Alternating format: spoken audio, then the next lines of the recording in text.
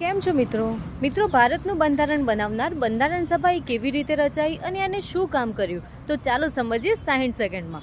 બંધારણ સભાની રચના માટેની યોજના હતી કેબિનેટ મિશન યોજના, જેના કુલ સભ્યો હતા 389, જેમાં બ્રિટિશ ભારતમાંથી 296 સભ્યો અને દેશી રિયાસતોના 93 સભ્યો હતા.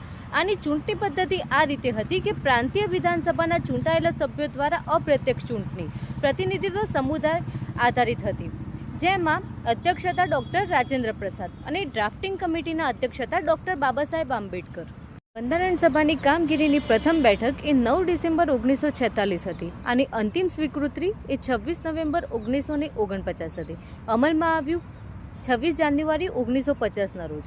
આનું મુખ્ય કામ હતું ભારત માટે નવું બંધારણ બનાવવું, મૂળભૂત અધિકારો નક્કી કરવા, કેન્દ્ર અને રાજ્યો વચ્ચે સત્તાની વહેંચણી કરવી, લોકશાહી અને સંઘીય વ્યવસ્થા સ્થાપિત કરવી.